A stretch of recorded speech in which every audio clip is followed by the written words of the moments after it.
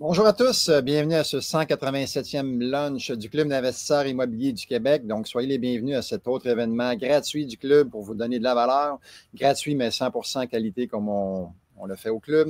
Donc, j'ai le plaisir cette semaine de co-animer avec Jean-Philippe Claude. Salut Jean-Philippe. Salut, salut. Ça va? Ta dernière semaine turbulente, autant d'un point de vue santé que dans l'avion? Ouais, c'est ça, on racontait une petite surprise qu'on a eue en avion. On a eu des turbulences où est-ce qu'on a vu les hôtesses de l'air aller toucher le plafond.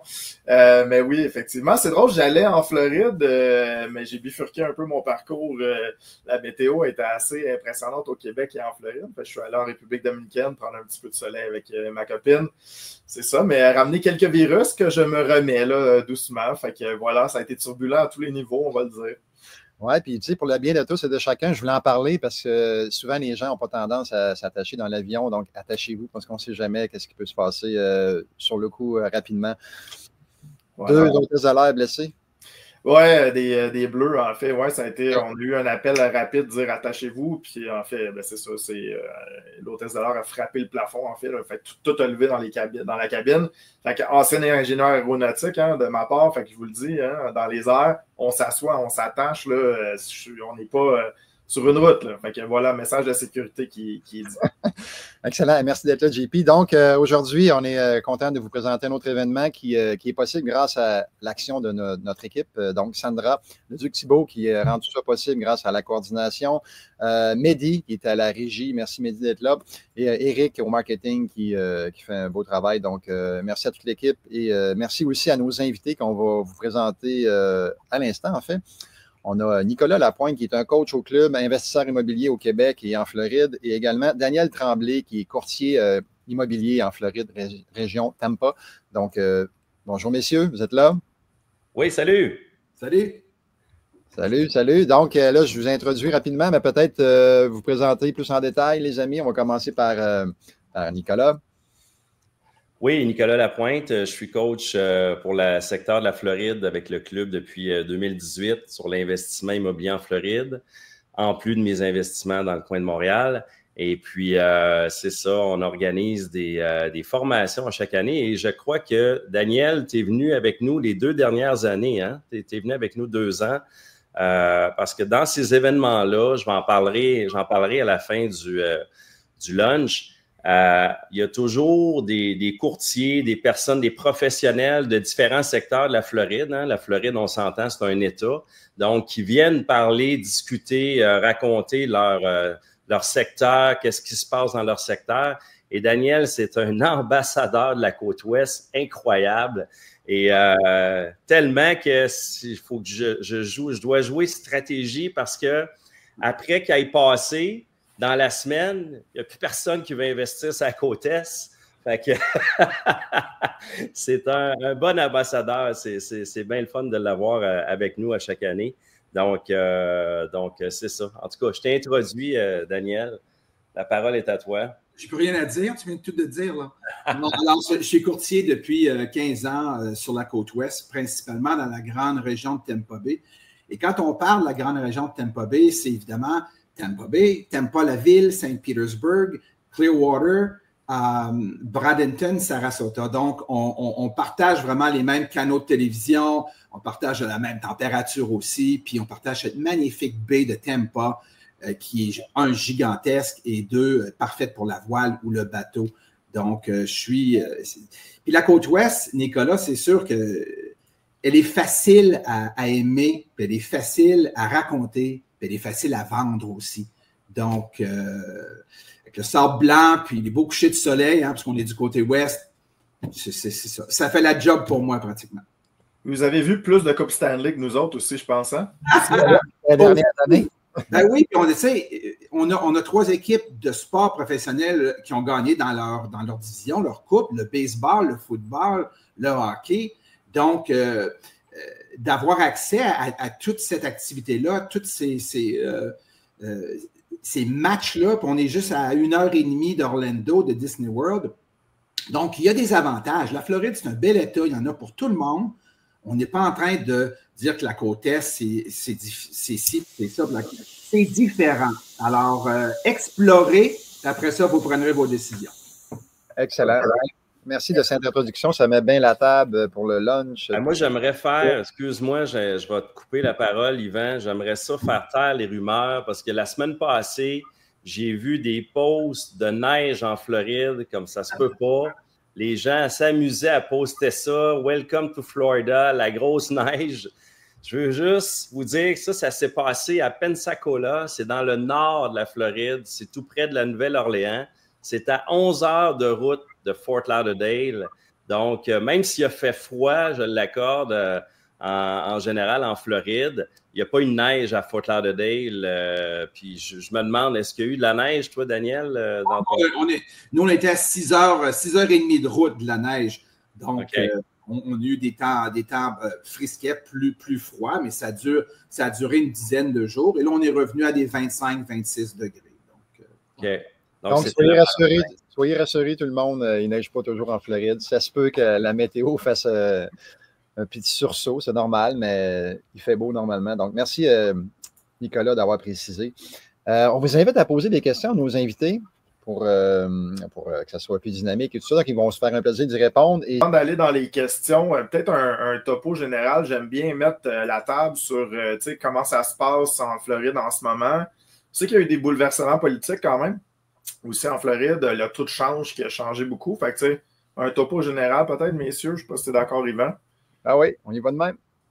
Oui, je pense que présentement, la Floride, je vais passer la parole à Daniel, là, qui va nous en parler un peu plus, mais la Floride, présentement, ce qui est positif, c'est que c'est un marché d'acheteurs pour des raisons, justement, tu l'as dit, JP, bon, il y a des raisons politiques, il y a des raisons, il y a l'inflation, il y a aussi, il y a eu une couple d'ouragans qui ont fait augmenter aussi les frais d'association, des choses comme ça. Mm-hmm. Donc là, présentement, on se retrouve avec un inventaire relativement très élevé, donc, et moins d'acheteurs. Donc, ce qui fait que c'est un marché d'acheteurs, il n'y a pas de surenchère là. Moi, selon moi, c'est un excellent timing pour acheter parce que quand tu arrives pour faire une offre d'achat, ben, tu es tout seul et tu peux négocier et il y a de la marge de manœuvre et je vois des réductions de prix. J'en ai vu toute l'année, au moins entre 10 et 12 % dépendamment des secteurs en Floride. Donc, c'est un excellent timing, selon moi, pour acheter. Daniel, tu peux peut-être plus nous en parler? Oui, ben, je pense que les gens qui se tiennent au courant de la Floride ont vu passer des articles ce week-end dernier sur apparemment un vent de panique, que les gens mettent leur propriété à vendre, que les snowbirds mettent leur propriété à vendre et puis tout ça. Et là, les autres médias ont embarqué là-dessus. En fait, tout ça a débuté à partir d'un article, d'une interview avec un courtier spécifique sur la côte Est. Et puis, on m'a appelé pour en discuter. J'ai été à LCN, j'ai essayé de nuancer tout ça parce que c'est pas vrai que la panique générale est prise. Il faut faire attention, là. Oui, le taux de change présentement n'est pas le plus favorable qu'il a déjà été. 1, 2, il y a des frais d'association qui ont augmenté dans tous les édifices. Un qui était mal géré et dans les édifices qui avaient des réparations à faire, les édifices de plus de 25 ans.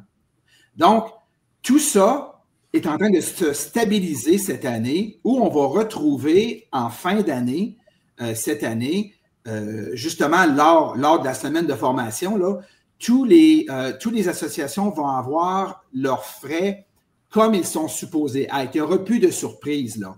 Donc, si on achète du neuf, du plus neuf, moins de 25 ans, on n'aura pas à faire face à des frais qui ont augmenté, doublé ou triplé. Donc, et c'est aussi très local. Hein? À Miami, le marché est très différent qu'à Sarasota. Donc, et le type de bâtiment aussi. Donc, rassurez-vous, je ne veux pas minimiser ce qui se passe, puis je ne veux pas non plus, je veux par contre clarifier que ce n'est pas la panique du tout. Donc, c'est encore un moment pour venir investir, surtout là. Comme Nicolas a dit, c'est un marché de vendeurs. Écoutez, il y a des propriétés qui sont sur le marché 4-5 mois. Alors, contrairement à voilà 2 ans où il fallait prendre une décision en 24 heures, suivant une visite, puis se croiser les doigts qu'il n'y ait pas plus que 10 offres, bien là, on a le temps. On peut prendre le temps de magasiner puis de faire des offres là, pointues, là, des offres là, vraiment qu'on aurait été presque gêné de faire voilà 2 ans. Donc, il y a toujours des opportunités, peu importe. Vous le savez, messieurs, vos membres sont des gens qui sont à l'affût des opportunités, mais qui sont aussi éduqués. Et puis, il y a toujours des opportunités à faire dans n'importe quel marché immobilier. Les aubaines. On aime toujours ça de façon des marchés d'acheteurs. C'est toujours plus le fun. En fait, est-ce que c'est. Bon, on parlait de taux de change, on parlait des assurances. Est-ce que les Québécois ont une partie, disons, significative dans un marché de la Floride ou pas assez? Est-ce que le snowbird, parce que là, on parle du taux de change, Daniel, où tu disais il y a un impact, mais est-ce que le marché, le fait que les gens viennent moins, c'est-tu significatif ou c'est trop faible, le snowbird? Sur la côte Est, oui. À Dania, Hollywood, les gens qui ont des restaurants, les gens qui ont des hôtels, des motels vont dire qu'il y a moins de gens cette année. Okay. C'est toujours la bataille. Qui va gagner? C'est-tu le mois de février qui va gagner au Québec ou c'est ton portefeuille? Tu te dis, écoute, je vais... donc, il y a cette bataille-là entre les deux. Est-ce que je reste ou j'y vais? Et puis, il y a aussi des biens qui sont moins chers. C'est sûr que les gens doivent moins aller au restaurant. Ils viennent certainement encore en Floride. Quand ça fait 20 ans, 15 ans que tu viens en Floride, tous tes amis sont là. Tu vas y aller quand même, mais peut-être tu vas faire moins de sorties d'un restaurant. Peut-être tu vas acheter moins de bebelles, moins de bateaux, tout ça. Mais c'est temporaire. Souvenez-vous de la crise de 2006, 7, 8 aux États-Unis immobilière, où il y a eu des opportunités incroyables. Pour tous ceux qui ont acheté en 2010, 11, 12, 13, là, les gens ont payé 125 000 pour un condo, ça vaut 400 aujourd'hui. Donc, je ne suis pas certain qu'on va revoir ça encore un jour, parce que là, Mais oui, la côte Est est plus impactée par les Canadiens et les Québécois que la côte Ouest. Super. Yvan? Excellent. Il y avait quelque chose sur les assurances. Moi, ça me chicotait. Nathalie Tremblay à midi 12. Bonjour, je pensais investir en Floride. Par contre, j'ai entendu dire qu'il y a un plateau des montants pour assureurs, un maximum de 100 000. Je suis curieux de vous entendre là-dessus, messieurs. Ben moi, dans mon cas, vous le savez, les maisons que j'ai, c'est un petit peu plus que 100 000 et je suis assuré dans le fond pour les ouragans, je suis assuré pour le feu et je suis assuré aussi pour les inondations. Et une façon que j'ai trouvé de diminuer le montant d'assurance, le montant de la prime, c'est de séparer le risque en 3. C'est-à-dire j'ai 3 compagnies différentes qui assurent un risque différent. Et de cette façon-là, j'ai réussi à diminuer la facture des assurances. Moi, c'est toujours des maisons, c'est pas pour me vanter, là, mais c'est par rapport à la question du 100 000. Là, moi, tu sais, c'est dans le million et plus. Et on est pleinement assuré. Daniel, moi, je pense qu'encore, ça va dépendre de l'endroit. Est-ce que vous êtes dans une zone à risque au niveau des montées d'eau? Est-ce que vous avez une propriété qui est faite en bois? Est-ce que c'est une maison de parc?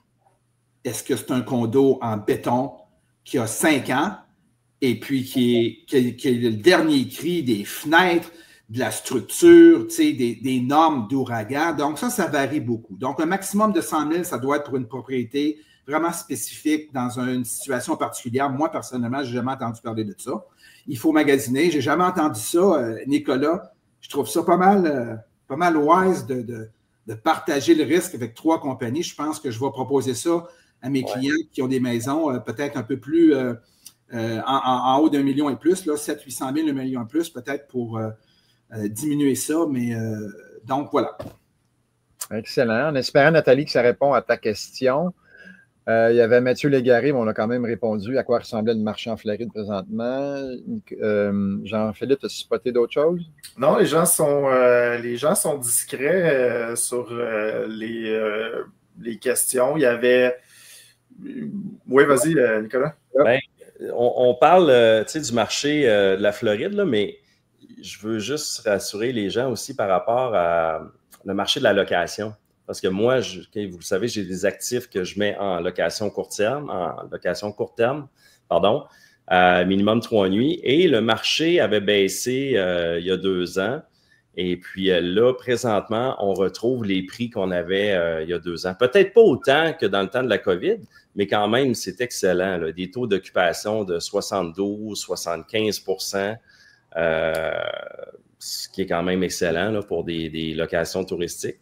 Donc, en Floride, il y a beaucoup de touristes. Là. On s'entend là, qu'il y a beaucoup de touristes, là, et puis ça continue. Mais c'est vrai, Nicolas, c'est parce qu'on pense souvent, nous, en fonction du Québec, des snowbirds québécois, mais des touristes, là, j'oublie le nombre, je pense que c'est 150 millions par année de gens qui viennent en Floride, mais à valider, là, mais de mémoire, c'est un chiffre astronomique. Donc, les Américains sont les visiteurs numéro 1 en Floride. Ouais. Après, c'est les Européens et les Canadiens européens. Donc, on n'est pas les seuls à venir en Floride profiter du soleil. Tu as aussi beaucoup de Sud-Américains, bien entendu, vous le savez, qui viennent qui déménagent en Floride ou qui viennent investir en Floride. Et puis, le portrait démographique et économique de Miami est carrément différent que de celui de Saint-Pétersbourg. Donc, c'est un État qui est fascinant au niveau, tu sais, on pense en Floride, il fait chaud partout, c'est la Floride. C'est sûr qu'il n'y a pas de montagne en Floride, là, mais chaque région a des endroits magnifiques, puis au niveau de la diversité du terrain, vous allez voir même. Donc, ce n'est pas seulement au niveau de l'investissement, mais c'est au niveau du portrait économique de chaque ville, chaque région. Et il y a des gens qui vont préférer la côte ouest. Là, on ne parle pas d'investissement, mais investissement aussi, mais investissement dans le but de louer, exemple, qui vont ils vont vouloir venir sur la côte ouest en vacances parce que les gens, ils disent que c'est plus familial. Les gens disent qu'il y a plus de nature. On est à proximité, comme je disais, d'Orlando pour les enfants. Tu sais, Fort Lauderdale, c'est une autre histoire. Les vols plus directs des fois, tout ça. Mais il y en a pour tous les goûts, je crois, en Floride. Puis, moi, j'aurais une question peut-être en lien avec ceux qui veulent investir vraiment là, pour investir purement. Est-ce qu'on est capable d'avoir du bon financement? Qu'est-ce que ça ressemble, le financement, Nicolas ou Daniel? On en parlait tout à l'heure, Nicolas. On en parlait, oui. Ben, avec les banques, tu sais, la RBC, NatBank et Desjardins Bank financent les Québécois avec le rapport Equifax, le crédit canadien, avec l'avis de cotisation canadien fédéral. Donc, ça se fait très bien, honnêtement. Il y a un bon service à ce niveau-là. T'appelles, les gens te répondent en français. Donc, il y a un bon service. Même qu'à chaque fois, j'ai l'impression qu'ils sont débordés tellement qu'ils ont de la demande de financement, sont assez débordés. Donc, j'imagine que c'est bon signe. S'ils sont débordés, c'est parce qu'il y a beaucoup d'activités. Mais oui, le financement, même que c'est le truc, hein? Quand on veut investir dans un actif étranger, surtout avec le taux de change qu'on connaît, de se financer là-bas, il y a un 80% qui reste en US, donc on n'est pas affecté par le taux de change. Et oui, il faut supporter le taux de change sur le 20% de mise de fonds, 20-25, mais c'est beaucoup moins, la facture du taux de change est beaucoup moins élevée si on se finance plutôt que d'acheter cash. Donc voilà. Gardez votre cash pour acheter d'autres propriétés et de mettre le minimum exactement. T'sais. Puis une autre chose, tu disais qu'ils sont débordés présentement, les banques américaines, canadiennes, là, la NatBank, puis tout ça, RBC. Le portrait aussi des acheteurs a beaucoup changé depuis 5 ans, 10 ans. On voyait avant des snowbirds qui étaient d'une génération, pas X, mais une génération certaine, tu sais. Puis là, maintenant, il y a beaucoup de gens dans la trentaine, quarantaine qui achètent, qui investissent beaucoup. Beaucoup de gens dans la trentaine, quarantaine qui investissent. C'est peut-être le portrait de vos membres. Des gens en affaires, beaucoup de Québécois en affaires achètent, découvrent une Floride qui n'est plus la Floride de papa et maman parce que les parcs disparaissent de plus en plus et font place à des constructions neuves, à des développements vraiment intéressants. OK, excellent. Hey, le temps file, les amis, déjà, et 25. Une autre question, Jean-Philippe, que tu as ciblée avant que je procède aux petites annonces en rafale. Ben oui, absolument. J'en avais. En passant, j'ai vérifié les chiffres. C'était effectivement 140 millions en 2023. Fait qu'on est à 150 millions probablement en 2024 de visiteurs. Puis effectivement, je veux juste te dire que moi aussi, une expérience personnelle, mes parents sont au Aztec Resort, pas loin de Pompano. Puis aussi, j'ai été les visiter quelques fois. Puis moi-même, j'étais surpris. Je m'attendais à la Floride de papa-maman, mais c'était pas du tout l'expérience que j'avais eue. J'étais vraiment surpris, agréablement surpris aussi. Fait que ça vraiment un super bel endroit. J'ai malheureusement jamais fait la côte ouest, Daniel, je m'excuse. Mais j'ai fait que. Ouais, je le sais. Je le sais. En plus, je suis sûr qu'elle me ressemblerait plus en plus. Il y avait plusieurs bonnes questions. En fait, le management, il y en avait beaucoup de tournées autour du management. Nicolas, comment tu fais le management? Est-ce qu'il y a des compagnies de gestion? Parce qu'on peut englober deux questions. C'est que sûrement, si on achète en Floride, on va vouloir louer pour rentabiliser. Ça vaut-tu la peine? Puis comment qu'on fait ça? Puis c'est quoi les compagnies de gestion qui font ça, mettons? OK. Bien, les compagnies de gestion, il y en a plusieurs. Hein, on a juste à faire Google, mettons Fort Lauderdale, n'importe quelle ville, même sur la côte ouest, Property Management, Naples ou Orlando, Fort Lauderdale, il y en a un paquet qui va sortir. Et en général, ce qui est le fun sur Google, c'est qu'ils sont cotés. Donc, on est capable d'aller chercher quand même des bonnes entreprises qui ont été commentées et avec des reviews ou référés. Donc, moi, je fais affaire avec une compagnie de management à Fort Lauderdale pour mes maisons. C'est moi qui s'occupe, par exemple, du volet locatif. Donc, moi, je m'occupe du volet locatif. Puis, tout ce qui est ménage, maintenance, c'est eux qui s'occupent de ça. Donc, moi, c'est comme ça que je gère. Puis quand il y a des travaux, bien, FaceTime, heureusement, avec les technologies aujourd'hui, avec FaceTime, je gère beaucoup de travaux. J'en ai géré cet automne parce qu'on met bientôt une maison à vendre. Donc, on a investi dans la maison pour la mettre up-to-date. Donc, il y avait beaucoup de FaceTime, photos. Donc, à la distance, les photos, la technologie, ça permet de gérer n'importe quel actif, je pense. Et puis, c'est ça. D'un point de vue de plateforme, qu'est-ce que tu utilises pour… Plateforme, j'utilise Airbnb et VRBO. Et je vous dirais que c'est pas mal 50-50. Sur 2 locations, je vais en avoir une de VRBO et une de Airbnb. Et 90% de ma clientèle vient de la région de New York, Chicago, et il y a une petite partie aussi qui vient de Washington. Donc, c'est le nord des États-Unis qui s'en viennent se réchauffer en Floride. C'est pas mal, là, 90-94% de ma clientèle. Donc, Canadiens, très peu. Ça fait même pas 1%. Donc, c'est vraiment clientèle américaine dans mon cas. Là. Puis, même chose du côté ouest. Ouais. Midwest américain, New York.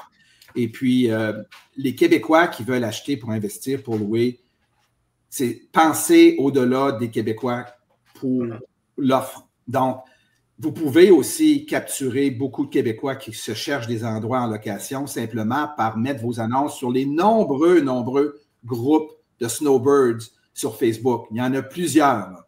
Donc, vous pouvez aller chercher des gens vous-même, mais n'oubliez pas de mettre ça évidemment sur VRBO, Airbnb, pour aller chercher. Possiblement 80% de votre clientèle va être américaine. Et souvent, vous allez vous trouver des gens qui vont adorer votre endroit, puis ils vont vous réserver 2-3 ans à l'avance. 3-4 mois par hiver. Là. Puis, puis la clientèle européenne l'été aussi. N'oubliez pas que les Français, les Suédois, tous ces gens-là qui veulent se garantir du soleil l'été vont venir en Floride aussi. C'est vraiment ça ce qu'on voit. L'été, c'est les Européens. Puis de plus en plus de Québécois. Moi, j'ai des amis qui se disent ils nous annoncent pas beau pour 10 jours. Là, on est en plein mois de juillet, c'est pas vrai, avec la famille, les enfants. Oups, on va aller en Floride, on veut du soleil. Oui, il fait chaud, mais sur le bord de la piscine et de la mer, c'est idéal.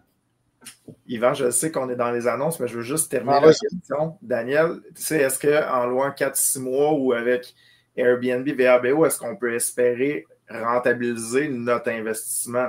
Tu sais, d'y aller de nous de temps en temps, puis dire est-ce qu'on va en sortir un profit en louant la maison ou c'est plus un investissement pour une place au soleil?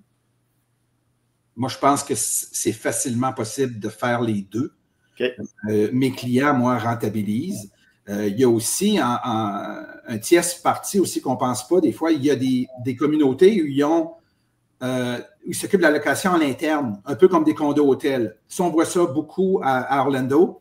Il y en a sur la côte ouest aussi. Donc, on peut aussi donner ça en gestion à l'interne. Donc, les gens sont accueillis dans un bureau, dans une réception un peu comme à l'hôtel, au condo. Il y a même des petits développements, des développements de 150 condos, pas loin de l'île Anna Maria, qu'on va peut-être parler aujourd'hui, ou pas, mais en tout cas, qui est magnifique à 10 minutes de la plage. Puis, il y a des condos là pour 300 000 et c'est la location court terme qui est permise. Donc, c'est difficile. Il faut gratter des fois pour trouver la bonne propriété au bon endroit, au bon prix, puis qui va permettre la location court terme. Donc, il y en a qui préfèrent louer 3 jours, une semaine, mais il y en a qui préfèrent louer 4 mois. Là, comme ça. Ouais. Puis 4 mois, tu n'aurais pas besoin d'une condition spéciale. Non, du tout. Puis, mais ta question, c'était pas ça. Hein? C'était quoi ta question? Ben, tu l'as dit, rentabiliser. Oui. Oui, mais il faut bien acheter au bon endroit, puis bien négocier. Puis là, comme on est dans un marché d'acheteurs, ben là, bien négocier, là, c'est presque impossible. Là. Vous êtes tous en affaires, là, tous ceux qui écoutent aujourd'hui, avec votre courtier, là, pesez fort. Là. Hey, soyez pas gênés de faire une offre agressive, surtout si ça fait 4, 5, 6 mois que c'est sur le marché. Super. Quand je l'oublie, présentement, il y a une promotion Early Bird. Donc, c'est sur ce voyage immobilier, la promotion se termine le 7 février. Donc, c'est un rabais de 200 $. Et en passant, très important, lorsqu'on paye le 1095, ben, on a seulement payé un dépôt de 250 $. Donc, la balance se paye en fin juin, je crois, ou fin juillet. Donc, dépôt de réservation, réservez votre place, 250 $. Donc, c'est quelque chose qui est très faisable. Le voyage immobilier cette année, c'est une belle découverte sur la côte ouest. C'est la première fois qu'on s'en va à Saint-Pétersbourg. On passe la semaine à Saint-Pétersbourg à l'hôtel Hilton. Très bel hôtel, très bel emplacement. Saint-Pétersbourg, on peut peut-être le montrer à l'écran, l'image en soirée. C'est un mini Miami. J'adore cette place-là. C'est entouré d'eau, c'est entouré d'une baie. C'est très beau. La moyenne d'âge de cette ville-là est de 38 ans, imaginez. Donc, les terrasses le soir, les restos, il y a une belle vibe. C'est très cool comme endroit. En tout cas, moi, j'ai bien aimé. Je suis allé l'année passée.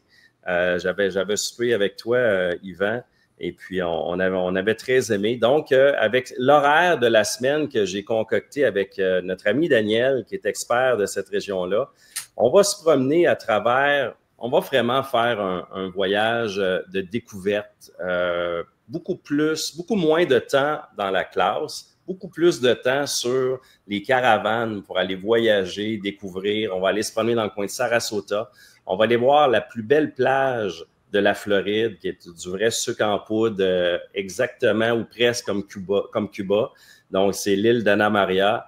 On va se promener aussi, on va aller voir Tampa, Sarasota, j'en ai parlé. En tout cas, on va se promener à travers ça. On va aller voir aussi St. Pete Beach. On va voir des actifs, que ce soit condo, que ce soit maison, location touristique permise ou pas, bord de l'eau, pas bord de l'eau, immeuble à logement.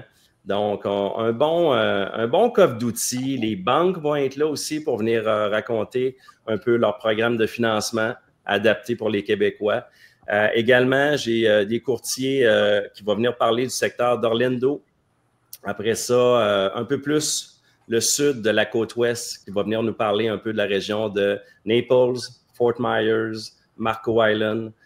J'ai quelqu'un aussi qui va venir parler aussi de Fort Lauderdale, la côte est. Et puis, donc, c'est ça. C'est un beau coffre d'outils. On va avoir également un fiscaliste qui va venir parler un peu de la fiscalité internationale. Quels sont les moyens, c'est quoi les meilleurs moyens quand on achète en Floride? Est-ce qu'on achète en compagnie, en fiducie, à notre nom personnel? Quels sont les avantages de chacun? Donc, c'est un beau coffre d'outils pour quelqu'un qui regarde pour acheter, qui ne connaît pas la côte ouest, c'est le temps de venir découvrir ça.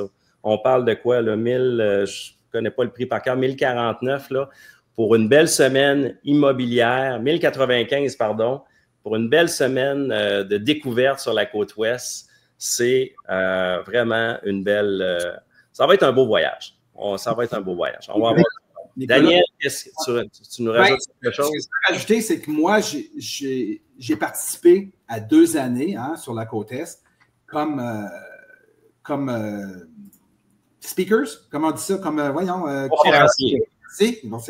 Et puis, mais aussi comme participant. Puis, le programme est tellement bien monté qu'on a un mix, un amalgame de professionnels, d'informations pointues, d'activités sociales, de yoga sur la plage, de coucher cette année, de coucher de soleil, de souper. On va souper sur la plage, mes amis. Anna Maria, il y a des découvertes de toutes sortes de bâtiments. Donc, c'est investissement. Des fois, on va aller dans une semaine de formation, mais on n'a pas beaucoup de temps. On est pris d'un cours tout le temps. C'est un colloque, tout ça. On se tape un souper, on a réussi à sortir, mais ce n'est pas le cas. Je crois que c'est, en tout cas, moi, je trouve que vous avez vraiment bien partagé. Donc, ça devient une vacance que vous allez pouvoir déduire. Et puis, mais que vous allez ressortir de là informé absolument tout sur la côte ouest, plus Orlando, tout ça. Donc, ça vaut la peine pour ce prix-là. Vous pouvez déduire ça d'impôt. Allez, réservez. Excellent. Hey, merci, les amis. Le temps file, on y va avec les tirages, puis après, on vous donne le mot de la fin, les amis, pour conclure ce beau lunch. Donc, Mehdi à la régie. Donc, on vous rappelle à chaque fois qu'on peut gagner des prix en partageant, en inscrivant Go, Go, Go dans le chat. Et aujourd'hui, on peut gagner comme premier prix la partie de cash flow le 30 janvier à Québec et le 6 février à Montréal. Et c'est gagné par André Boulanger. Félicitations, André. Donc, pour réclamer ton prix, tu contactes Julie au bureau. Elle va s'assurer que tu as bien fait le partage et elle va t'accorder ton prix. Ensuite, prochain prix, c'est la formation des flips. Donc, si on veut faire de l'argent rapidement en immobilier, c'est un des meilleurs moyens. Donc, on achète des immeubles qu'on revend rapidement.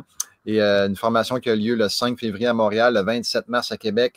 Et c'est gagné par Stéphane Banane Marco. Excellent. Donc, félicitations, Stéphane. Et troisième prix, l'indépendance financière grâce à l'immobilier d'une valeur de 300 $. Ça a lieu le 1er février à Québec, 1er mars à Montréal. Et c'est gagné par Pat Norm, qui a fait son coaching, son programme élite. Donc, tu pourras peut-être le refiler à quelqu'un, Patrick, ou le revendre, peu importe. Tu en disposes comme tu veux. Donc, félicitations aux gagnants. Et sur ça, on va aller à Nicolas et à Daniel pour le mot de la fin. Pourquoi qu'on va investir? Pourquoi qu'on investit en Floride? C'est quoi les avantages? Je vous laisse. Daniel, à mon avis, puis peu importe où vous allez investir, le côte ouest, côte est, plus au nord, au centre, Orlando, on investit parce que, on s'assure des revenus, ou en tout cas, on fait les actions pour pouvoir s'assurer des revenus. Puis comme on fait ça en Floride, au lieu de faire ça sur la côte nord au Québec, on a le bon côté de pouvoir venir voir nos investissements, de venir prendre des vacances, de pouvoir déduire encore une fois nos dépenses lorsqu'on vient en Floride. Donc, c'est vraiment mélanger l'utile à l'agréable au maximum. Puis la côte ouest, quand vous allez venir, vous allez comprendre, vous allez nous le dire, vous aviez raison.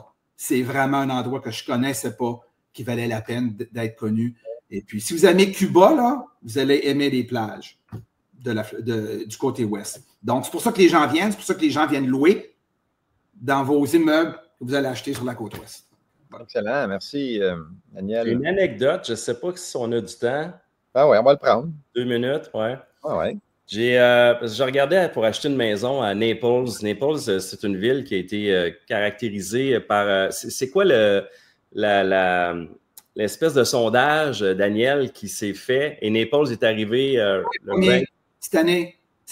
Oui, qualité de vie. Qui a organisé le sondage? C'est le US World and News Report qui catalogue 150 villes à chaque année et qui font partout aux États-Unis et qui selon le coût de la vie, qualité de vie, le crime, tout ça. L'année dernière, c'était Sarasota. Cette année, c'est Naples. Donc, c'est des villes. En fait, c'est toujours les villes sur la côte ouest. Il n'y a jamais de villes sur la côte est. Je suis désolé, côte est, qui tombent dans le top du palmarès. Donc, j'ai regardé pour acheter une maison et puis il y en a une qui m'intéressait. Et j'ai reculé à la dernière minute. J'ai reculé parce que La location permise au départ devait être une fois aux 30 jours, donc une location mensuelle. Puis à la fin, l'association avait changé les règles. L'association c'était une fois aux 3 mois. Et là, étant donné mon portrait d'investisseur immobilier, ça m'a reculé. Puis j'ai dit, je vais laisser faire. Mais quand tu y penses, tu avais une maison construction 2002. 4 chambres, 2 salles de bain avec garage, piscine creusée qui donne sur un lac, un immense lac. La cour orientation ouest, donc j'avais les couchers de soleil au niveau de la piscine. 500, assez closé à 550 000. Imaginez, essayer d'avoir ça au Québec, là, c'est impossible là, d'avoir un actif comme ça, même pas de lac, même 550 000. J'avais une maison à 10 minutes du centre-ville, d'une ville qui a été caractérisée en termes de qualité de vie, la numéro 1 en Amérique. Et après ça, je me suis dit, t'es donc bien tarlant, t'aurais dû quand même l'acheter, puis on aurait fait, je suis sûr que j'aurais été capable de la louer aux 3 mois ou quelque chose, puis la garder peut-être un 3 mois l'hiver. Mais c'est ça. Fait que pour vous dire, là, un actif de 550 000, construction 2002 et plus, une maison, pas jumelée, rien, là, dans un beau secteur. Il y en a plein d'opportunités comme ça présentement. Je l'ai mis une en marché, là, même chose, belle maison, 2004, toit neuf, piscine, orientation sud-ouest, 494 000 dans un secteur incroyable avec le tennis, le golf, un des golfs les plus réputés sur la côte ouest. Pas de frais de golf, à moins que vous y ayez. Donc, il y a beaucoup d'opportunités présentement comme ça sur la côte ouest au niveau des maisons. Si vous aimez acheter des maisons, là, je pense qu'on est vraiment plus abordable que la côte est. Puis vous allez trouver des maisons beaucoup plus jeunes, beaucoup plus récentes. Oui, récentes, merci. C'est moins cher qu'un chalet en Estrie. Oui, pas de neige puis des palmiers sur plus. Hey, excellent, merci les amis pour cette finale. Merci d'avoir été là, très gentil de votre part et généreux aussi. Restez là, on va se parler après. Donc, Jean-Philippe, petit mot de la fin pour toi. Oui, pas grand-chose à ajouter. Hein. Je pense que les investissements, on parlait de marché haussier, baissier, acheteur, vendeur. Pour moi, tant qu'à moi, ça a toujours été la même règle. Il y a des bonnes opportunités dans n'importe quel marché, même avec une préférence dans un marché d'acheteurs où est-ce que là, on peut négocier nos offres d'une meilleure façon. Fait que super intéressant. J'ai toujours été intéressé par la Floride. Il faut juste que je m'enlève la petite paresse d'apprendre un autre système que j'ai au Québec. Éventuellement, je vais vaincre ma procrastination. Mais oui, très, très, très belle place.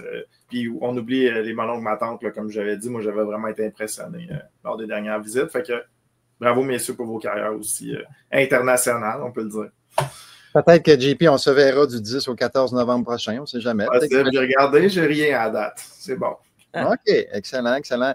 Allez, les amis, on vous rappelle que le prochain lunch a lieu la semaine prochaine, donc le 3 février. C'est le 188e épisode. Questions et réponses d'ordre général. Je serai là avec Jean-Philippe. Donc, on va répondre à toutes vos questions. Et merci à tous d'avoir été là. Bonne semaine et go, go, go. Bye.